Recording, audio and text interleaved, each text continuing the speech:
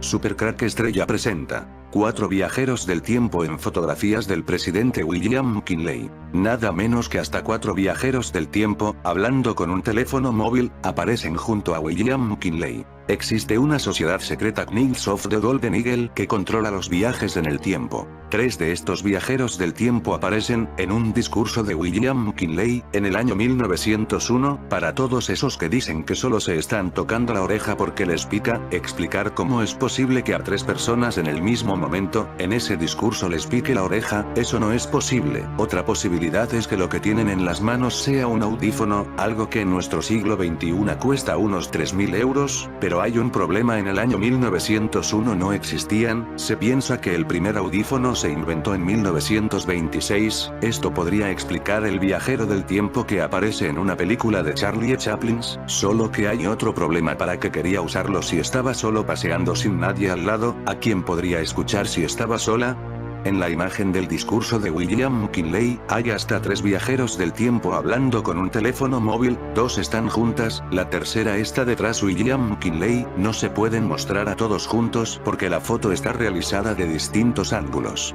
Pero es que hay otra fotografía del año 1898 en Cuba, donde aparece otro viajero del tiempo con teléfono móvil, y también está William McKinley. Recordemos que el presidente de los Estados Unidos fue asesinado por un anarquista masón en 1901, esta persona que disparó al presidente era otro viajero del tiempo llamado León Solgos. El revólver que utilizó tenía en la culata dibujada un búho, un símbolo masón. La conspiración contra William McKinley fue porque quería poner el patrón oro al dinero. La Exposición Panamericana de Buffalo de 1901 tenía todos los ingredientes para convertirse en una feria histórica, entre otras, Tesla acababa de inventar la corriente alterna, y desde ese momento se contaba con la capacidad de transmitir electricidad a distancias lejanas, lo que permitió a los diseñadores iluminar el evento usando energía generada a 40 kilómetros de distancia, ni más ni menos que en las cataratas del Niágara, donde, por cierto, estaba planificada de inicio la muestra, pero el estallido de la guerra hispano-estadounidense de 1898 terminó con esos planes. Buffalo presentó su candidatura y se lo llevó. Además del avance eléctrico de Tesla, la cita tenía otra presentación importante, como ha demostrado el paso de la historia: la máquina de rayos X, aunque su papel clave, o no, en este capítulo viene más adelante. Un evento de esta magnitud contaba, por supuesto, con todo tipo de ilustres visitantes, como, ni más ni menos, el presidente del país, el señor William McKinley. Y otros asistentes algo menos deseables, como el anarquista León Solgos, que había quedado con el primero, aunque el mandatario no lo supiera. Las sociedades secretas han sido las reales creadoras de los principales servicios de inteligencia en diversos países. Estos se financian con fondos públicos para sus operaciones legales, y con fondos provenientes del crimen organizado para sus actividades más oscuras y secretas. No están al servicio de los países que dicen defender con operaciones de inteligencia, sino al servicio de la oligarquía globalizadora que conforma la cúpula de las sociedades secretas. Lo verdaderamente asombroso es que se financian en parte con los impuestos de la gente y con la venta de drogas y armas para guerras o actos terroristas, y han sido también los miembros prominentes de las sociedades secretas los que han conformado los think tanks, como el CFR y el RIA, círculos cerrados de intelectuales, periodistas, empresarios, políticos, militares y educadores, que conforman el gobierno del mundo, sobre todo en esta etapa de la globalización, ya que diseñan en buena medida las políticas que luego adoptan los gobiernos. Lo peor de la acción de las sociedades secretas se dio en torno de la Primera Guerra Mundial, donde se presentaron denuncias por las actividades de estas sociedades en Francia, Alemania, Inglaterra, Italia, Estados Unidos y Rusia, entre otros países. Fue por este motivo, y por el efectivo control que las clases empresariales de Estados Unidos e Inglaterra ya ejercían, tras la Primera Guerra Mundial, sobre los recursos energéticos mundiales, que los principales empresarios advirtieron la necesidad de que una buena parte de los objetivos económicos, políticos y sociales se trazara en forma menos secreta, aunque no totalmente pública. De esta manera nacieron el Consejo de Relaciones Internacionales, Council on Foreign Relations, CFR, y el Instituto Real para los Asuntos Internacionales, Royal Institute for International Affairs, RIA. Ambos centros de poder fueron fundados en 1919 y 1921, con base en Nueva York y Londres, con el fin de elaborar las políticas que los gobiernos, del partido político que fuere, deberían adoptar en prácticamente todos los terrenos. economía, educación, cultura, etc. Esos centros de poder trabajan en forma muy silenciosa, pero para nada clandestina. En sus reuniones suele haber miembros prominentes de todas las disciplinas, y también dueños de los principales medios de comunicación y los principales periodistas. De tal manera, los medios de comunicación posteriormente realizan el papel de lobby y hablan en forma benevolente de lo que se acuerda, para que sea encarado tanto por Estados Unidos como por el resto del mundo en el marco de sus políticas de acción. Estos centros de poder desarrollaron luego los llamados Grupo Bilderberg y Comisión Trilateral, con el fin de incluir en algunas de sus deliberaciones a los principales empresarios y políticos de Europa continental y Japón. Asimismo, estos centros de poder elaboran sus políticas con un complaciente silencio de prensa sobre sus reuniones, sus debates y sus objetivos, aunque sin la clandestinidad de sus antecesores, las sociedades secretas, que siguen existiendo y gozando de enorme poder. No hay tema importante sobre las áreas de petróleo, finanzas, políticas comerciales, invasiones a países díscolos, o negociaciones de países con el FMI o el Banco Mundial, que escape al discreto control del CFR y el RIA, grupos que ejercen un verdadero gobierno mundial en la sombra y que son los que realmente mandan sobre los gobiernos de los Estados Unidos y muchísimos otros países. Cuando no existe un enemigo, que antes era la URSS, debe ser inventado, tal como probablemente haya hecho la élite, con la ayuda de la CIA, al propiciar el terrorismo islámico. La gran diferencia, sin embargo, entre el enemigo actual, el terrorismo, y el enemigo anterior, comunismo y la Unión Soviética, es que el grado artificial del enemigo es cada vez mayor. Sin duda había un caldo de cultivo en Rusia de 1917 para realizar la revolución. Si bien la élite contribuyó de manera determinante a generar el comunismo soviético, había un grado de organización propia de los elementos revolucionarios rusos, que seguramente no habrían podido tener acceso al poder sin la ayuda de ricos banqueros y petroleros occidentales.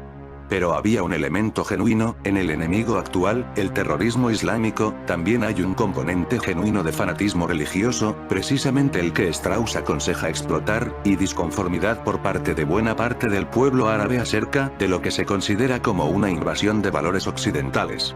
Sin embargo, la gran diferencia es que el nuevo enemigo no podría jamás haber tenido una base organizativa propia sin la gran ayuda de agencias de inteligencia, como la CIA, y sociedades secretas islámicas.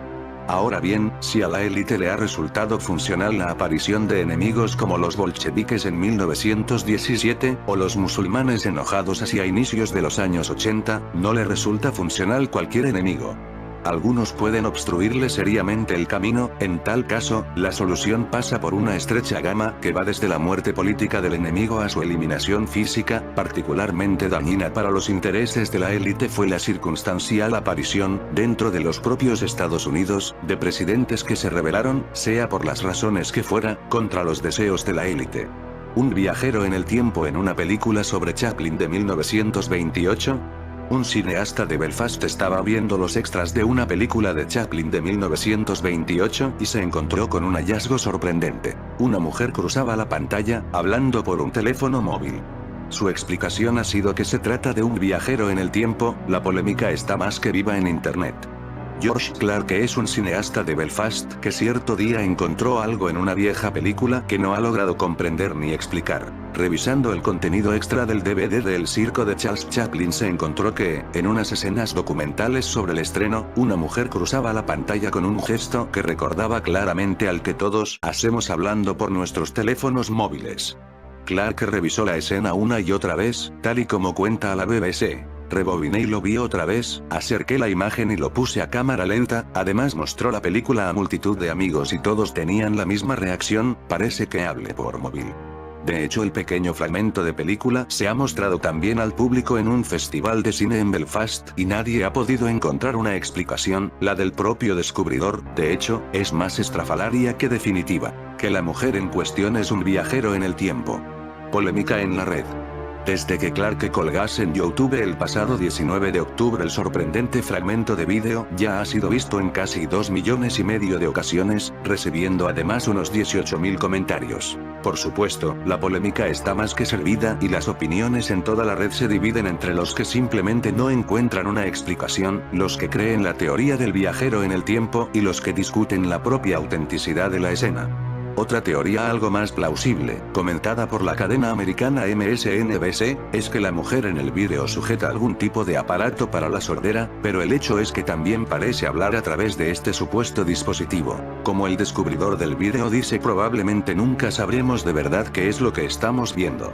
Según los teóricos de la conspiración, el vídeo sería la prueba de la existencia del viajes en el tiempo y que, junto con otras películas similares, demuestran que la tecnología moderna ha existido antes de que fuera inventada. El vídeo, titulado Time Traveler in 1938 Film, muestra a una mujer joven, vestida con un elegante vestido los años 30, que anda en medio de una multitud de personas vestidas de la misma manera.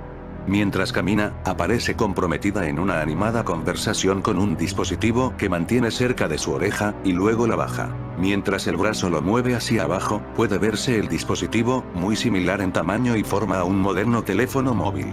El vídeo fue grabado en una fábrica propiedad de la gigante industrial DuPont. El vídeo fue publicado hace aproximadamente un año y fue ampliamente divulgado en la web. Pero en los últimos días, un usuario de YouTube llamado PlanetCheck afirma que han resuelto el misterio. Él dice que lo que sostiene la mujer es un prototipo de un comunicador inalámbrico producido en una fábrica en Leominster, Massachusetts. PlanetCheck escribió: "La señora que ves es mi abuela Gertrude Jones. Tenía 17 años, cuando le pregunté sobre este vídeo, recordó claramente. Mi abuela dice que DuPont tenía una sección de comunicaciones telefónicas en su fábrica. Se realizaron experimentos con teléfonos inalámbricos. Mi abuela y otras 5 mujeres han tenido estos dispositivos durante una semana para realizar pruebas. Gertrude está hablando con uno de los científicos en posesión de otro teléfono móvil. Hasta ahora no ha habido ningún tipo de verificación independiente sobre lo que dice PlanetCheck, pero otro usuario de YouTube dice conocer otra persona que trabajaba en la fábrica, prometiendo realizar más consultas. Pero el caso de 1938 no es el único que despertó la curiosidad. En 2010 un clip de una película de Charlie Chaplin de 1928, en el que vemos a una mujer conversando a través de un dispositivo similar a un teléfono móvil, la dejando perplejo a todos. La escena se encuentra en la sección de extras de Circus y muestra a los miembros del público asistente al estreno de la película en el Teatro Chino de Hollywood. El pequeño trozo de material de archivo muestra a una mujer mayor vestida con un abrigo y sombrero, con su mano izquierda en la cara mientras habla. El clip muestra a una anciana vestida con capa y sombrero, con su mano izquierda cerca de su cara, mientras que al parecer tiene la intención de conversar con alguien. Sin embargo, no hay nadie alrededor de ella, incluso sus gestos y comportamientos de la supuesta conversación es inquietantemente familiar con las personas que actualmente hablan desde sus celulares. El anacronismo extraño fue descubierto por Josh Clark en la película de Charlie Chaplin. El director afirma haber mostrado el vídeo a más de 100 personas, pero ninguno fue capaz de proporcionar una explicación convincente. Según algunos, la mujer escucha una radio portátil, aunque esto no explica por qué parece hablar. Otros dicen que la mujer simplemente lleva su mano sobre el rostro para ocultar la vergüenza por la exposición a la cámara. El único que está completamente seguro de que este es un viajero en el tiempo es Clark. Esta película se rodó detrás de las escenas del circo y muestra a los participantes antes de que se proyectaran en el Teatro Chino de Mann en Hollywood, California. La escena muestra a una mujer vestida de negro, con un sombrero grande que oculta la mayor parte de su cara y en su mano tiene lo que parece ser un teléfono móvil. De lo contrario, ¿por qué iba a hablar sola? He estudiado esta película durante más de un año. Mi única teoría, como la de muchos otros, es simple. Se trata de un viajero en el tiempo con un teléfono celular. ¿Es realmente un viajero en el tiempo, plasmada en la película como un cameo impresionante? ¿O Chaplin, el genio inconformista que era, estaba probando una tecnología secreta para el gobierno y su cámara capturó a la persona equivocada en el momento equivocado? Panamá parece también tener alguna relación con estos viajeros del tiempo. A Inglaterra ello no le agradaba nada, dado que se le volvía a dificultar la colocación de sus productos industriales en los Estados Unidos. Además, McKinley no estaba dispuesto a generar una guerra civil en Colombia, con el fin de producir la secesión de Panamá y facilitar así la construcción del famoso canal que estuvo durante casi 100 años bajo control y administración norteamericana. Pero el certificado de defunción de McKinley fue su decisión de no intervenir ni regular los ferrocarriles, los cuales eran en aquella época el principal negocio privado, a tal punto que empleaban más gente que el propio gobierno federal. Las tarifas ferroviarias habían comenzado a bajar abruptamente y sin parar desde 1877, debido a la durísima competencia de pequeños ferrocarriles, que ofrecían descuentos y bajos precios. Esta competencia la realizaban contra la red oligopólica de la élite financiera de Wall Street, con Morgan y Harriman, entre otros, que controlaba 2/3 de la red ferroviaria total de los Estados Unidos. El tercio restante estaba dando enormes dolores de cabeza a los dueños de los principales bancos, que eran también los dueños de la mayor parte de la red ferroviaria. Las pérdidas que sufría la élite en el área ferroviaria no podían ser fácilmente contrarrestadas por ganancias financieras. Dado el tamaño de la industria ferroviaria, la élite solicitó a McKinley que interviniera y regulara el mercado, fijando precios artificialmente altos, prohibiendo descuentos y eliminando todo lo posible a la competencia, pero McKinley se negó del primero al último día de su gobierno. Fue por eso que para la segunda presidencia de McKinley la élite se cuidó de que lo escoltara como vicepresidente alguien de completa lealtad a la élite de manipular a las masas. Se trataba de Theodore Roosevelt. A los pocos meses de reelegido, McKinley había perdido toda utilidad para la élite. Por otro lado, William Jennings Bryan estaba definitivamente derrotado, y su campaña a favor de la acuñación y circulación de plata estaba enterrada. McKinley no iba a avanzar un solo ápice en la regulación ferroviaria, ni en la cuestión del Canal de Panamá, y no dejaba de proteger sectores industriales estadounidenses que no eran prioritarios para la élite financiero-petrolera, cuyo poderío todavía estaba más en Londres que en Nueva York. Matar a McKinley y dejar que Theodore Roosevelt ascendiera al poder era un buen negocio, dado que el vicepresidente apoyaría incondicionalmente los intereses de la élite tanto en el mercado ferroviario como en todos los ambiciosos proyectos que la élite tenía pendientes y que McKinley podía llegar a archivar. El resultado fue el asesinato de McKinley a manos del anarquista Czolgosz, quien en realidad, luego se descubrió, era miembro de la sociedad secreta Knights of the Golden Eagle, Caballeros del Águila Dorada, quizás en referencia al propio símbolo monetario norteamericano, el dólar, ya con respaldo, definitivamente, solo en oro. Leon Frank Czolgosz, 1873-1901, aparentemente fue un anarquista que asesinó al presidente de los Estados Unidos William McKinley al dispararle 2 balas a quemarropa el 6 de septiembre de 1901. Czolgosz era un hijo de inmigrantes polacos que nació en el estado de Michigan, en los Estados Unidos. Después de contemplar varias huelgas en su juventud, se sintió atraído por el anarquismo, por lo que se dedicó a leer textos socialistas y anarquistas. Dijo haber leído con especial interés los escritos de Emma Goldman y Alexander Berkman. El 6 de septiembre de 1901, durante la exposición panamericana, se acercó a corta distancia del presidente McKinley, quien creyó que se trataba de un admirador. Despreció la mano que le tendió el presidente y a cambio desenfundó su revólver y disparó 2 tiros a quemarropa, causándole heridas de gravedad que lo tuvieron al borde de la muerte hasta el 14 de septiembre, fecha en que falleció. Czolgosz fue sometido a un juicio sumario por medio de un gran jurado. El proceso en total duró 8 horas desde la selección del jurado hasta el dictado de la sentencia, que lo condenó a morir en la silla eléctrica. La sentencia se ejecutó el 29 de octubre en la prisión federal ubicada en la localidad de Auburn en el estado de Nueva York.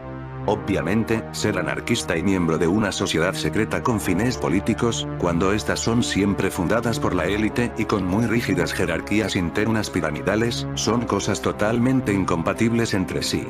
Pero ni la prensa oficial norteamericana ni los historiadores financiados por universidades norteamericanas propiedad de la élite vieron algo raro, y la teoría del loco anarquista suelto quedó enmarcada dentro de la historia oficial, de la misma manera que se ocultó todo lo que se pudo la existencia de la sociedad secreta que planeó el asesinato. Con el correr de los meses, la élite se congratulaba de la muerte de McKinley.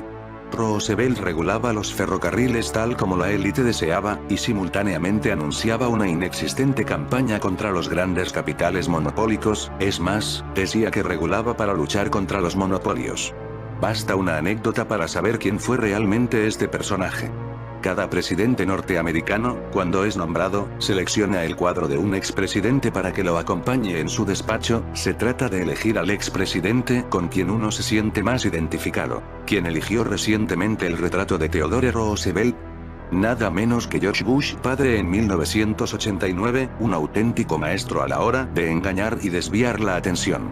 Sociedad Secreta Knights of the Golden Eagle. Los Caballeros del Águila Dorada, G, es una sociedad fraternal estadounidense, fundada por John E. Burbage en Baltimore, Maryland en 1872, con rituales basados en leyendas de las cruzadas y las luchas del guerrero cristiano tras la corona inmortal.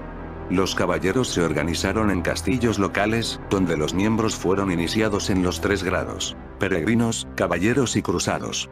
Por encima de estos cuerpos estaban los grandes castillos, que presidían todos los castillos en una región determinada, que a su vez estaban bajo la jurisdicción del Castillo Supremo. Comandancias. Además de los 3 grados primarios, un adjunto de estilo milicia, llamado comandancias, también estaba abierto a Sir Knights con buena reputación en su castillo, donde se podía obtener un mayor grado de caballería, untando a los iniciados como grandes caballeros. En las regiones con menos de 5 comandancias, estaban gobernadas por tenientes generales designados directamente por el Castillo Supremo, mientras que aquellas con más podían formar una gran comandancia, bajo un gran comandante, gran vicecomandante, gran mariscal, gran heraldo, gran preceptor, gran historiador, gran limosnero, gran guardia interior, gran guardia exterior. Si miras la imagen del viajero del tiempo 1901 en discurso, mira la cara sonriente en el título. Pero no deja de ser muy interesante lo que se puede ver en estas fotografías antiguas mientras se trabaja en ellas. En fin, amigos de Supercrack Estrella, si el video te gustó, pulgar arriba.